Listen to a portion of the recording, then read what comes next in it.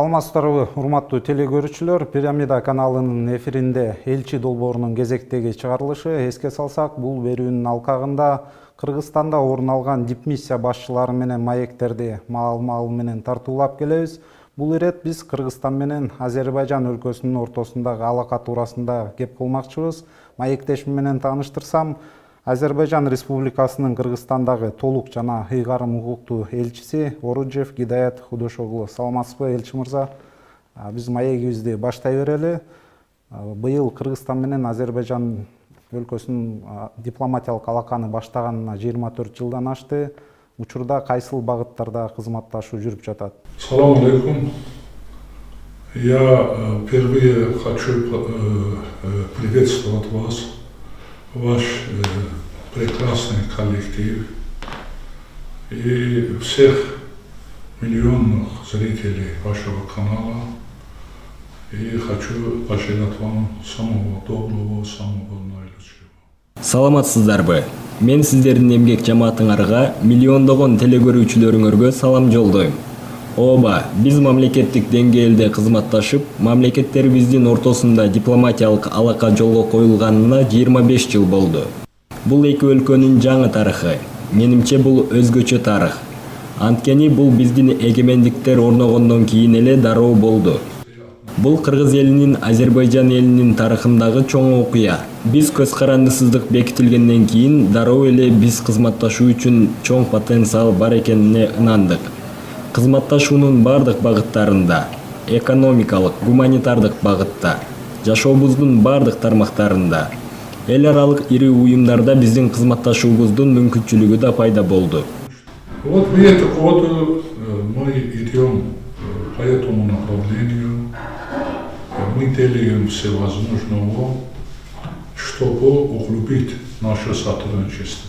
Кызматташуу кайсыл багыттарда потенциал толук ачылбай жатат? Ну, знаете, я хотел сказать, что, во-первых, углубление сотрудничества во всех сферах нашей жизни. Биздин жашообуздун бардык багыттарында кызматташуубузду тереңдетүү президентибиз Ильхам Алиев мырза жана президент Алмазбек Атамбаев мырзанын приоритеттүү багыттарынан. Алар буга терең маани беришет. Ал эми 90-жылдары Азербайжандын жалпы улуттук лидери Гейдар Алиев кызматташуубузду кеңейтүү үчүн жакшы аракеттерди жасаган. Манастын 1000 жылдыгын белгилөөдө келип катышкан. Бул биздин мамлекеттерибиздин кадимки саясаты. Эгер суроого конкреттүү кайрылсак, мен бардык тармактарда болгон потенциалды толук колдонуп атабыз деп айта албайм. Көп нерсе жасаган тармактар бар. Болду, мындан ары өнүктүрө турган, кызматташа турганга эч нерсе калбады деген тармак болбойт. Экономикалык жакта азырынча биз ийгиликке жетише элекпиз. Бул жаатта ири потенциал бар. Тилекке каршы ал потенциал толук колдонула элек. Не только мы полностью не использовали наш потенциал, у нас огромный потенциал и в Кыргызстане, и в Азербайджане. Но, к большому сожалению, в этом, значит, сфере пока не использованный потенциал. Мисалдарды келтире аласызбы? Кайсыл багыттарда, экономиканын кайсыл багыттарында иштешсек жакшы болмок? Я хотел бы, в общем, обобщить и говорить в общем плане. У нас большой потенциал и в сельском хозяйстве. Мен жалпылап айткым келет. Бизде айыл чарба тармагында ири потенциал бар. Өндүрүш тармагында да бар. Прикладдык ресурс жаатында башка тармактарда да кеңири мүмкүнчүлүктөр бар. Азыр динамика, натыйжа бар. Менимче 1-2 жылдан кийин бул тармакта кызматташуубузду жөнгө салабыз. Уже мы будем наладить нашу работу, наше сотрудничество и в этом сфере. Кайсыл тармактагы кызматташууну канааттануу менен белгилейт элеңиз?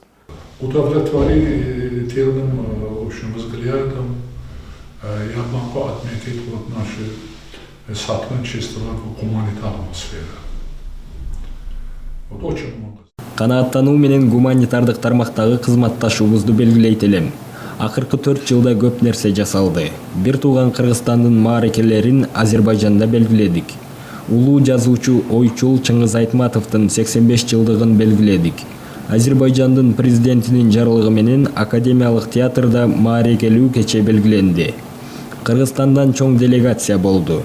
Чыңгыз Айтматовдун бардык маарекелерин Бакуда белгиледик. 50 жылдыгында, 80 жылдыгында ал өзү Бакуга келген. 2008 жылы ал Ильхам Алиевдин чакыруусу менен өзүнүн юбилейине келген жана президент аны кабыл алып, достук ордени менен сыйлаган. Албетте, Чыңгыз Төрөкулович бардык сыйлыктарга татыктуу. Бирок бул сыйлык номер 1 номердеги болчу. Биринчи жолу президент тапшырды. Президент Ильхам Алиевдин тапшырмасы менен 80 жылдыгы жогорку деңгээлде белгиленди. Жыйнактары жарык көрдү. Азербайжанда башка дагы тарыхый даталарды белгиледик. Бишкекте дагы Азербайжандын белгилүү ойчулдарынын, ишмерлеринин, элдик жазуучуларынын юбилейлери белгиленди. Бул тармактагы акыркы убакта белгилей турчу маанилүү багыт маалымат алмашуу. Бул биздин гезит теле маалымат сайттарынын өз ара тажрыйба алмашуусу. Көптөгөн журналисттер Азербайжанга барышты. Ал жактан бул жакка да келишти. Көчмөндөр оюндарында Азербайжандан чоң делегация келди. Азербайжанда жакында эле Исламияда болду. Ал жакта кыргыз командасы ардактуу 10-орунга чыкты. Биз жаштар тармагында кызматташып атабыз. Эки өлкөнүн жаштары курдаштары менен эки өлкөдө жолугушууларды өткөрүшүүдө. Бул багытта көп иш жүрүүдө. Хорошая делегация и завоевала очень почетное место. 10-е место, это очень почетно. Значит, Кыргызстан уступил в десятке только братскому Узбекистану, а не четвертому. Кыргызстан менен Азербайжан калкынын окшоштуктары барбы? Дини, тили, салты жагынан? Ну, знаете, мы должны вопрос, я тоже ваш бывший коллега, в молодости я занимался с журналисткой, был главным редактором издательства «Тяньшлики», до этого работал в республиканском газете. И можно было вопросы вот так поставить. Билесиздерби, мен дагы силердин кесиптешиңер болом. Суроону кайсыл окшоштуктары бар дебей, кандай айырмасы бар десек азыраак болот. Маданиятыбыз бир, менталитетибиз бир, айырмасы аркыл саясий режимде жашаганыбыз. Территорияларыбыз болуп турат. Жалпы улуттук лидерибиз Гейдар Алиев Манас биздин жалпы тилибизде жазылганын айткан. Мен деле Манасты окуганда, укканга караганда жакшы түшүнөм. Болгону сүйлөгөндө айырма бар тилде. Болбосо жазуучуларыбызда окшош эле тилибиз. Общество и так далее.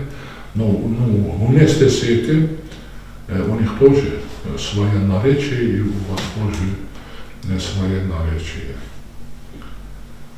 Мы необыкновенные, значит, народы, мы необыкновенные страны, мы необыкновенные государства, мы братские народы, братские страны и братские государства. Элчи мырза, сиз жаш кезиңизде журналисттик кесиптен сырткары жазуучулук менен да алектенгениңизди билебиз. Учурда элчилик кызматты аркалап жатканда жазуучулук менен алектенгенге убакыт болуп атабы? Ну, последние годы не только как я чрезвычайный полномочный посол, и даже начиная с 92 года, когда уже я начал заниматься с политикой. Акыркы жылдары толук жана ыйгарым укуктуу элчи кызматындамын. 90-жылдардан тартып саясий ишмердүүлүгүм башталды. 14 жыл улуттук саясат боюнча Азербайжанда мамлекеттик кеңешчи болдум. 10 жыл Гейдар Алиевдин жетекчилиги астында, 4 жыл Ильхам Алиевдин жетекчилиги астында иштедим. 6 жыл мамлекеттик дин комитетин жетектедим. Акыркы 5 жылдан бери бир тууган Кыргызстанда элчимин.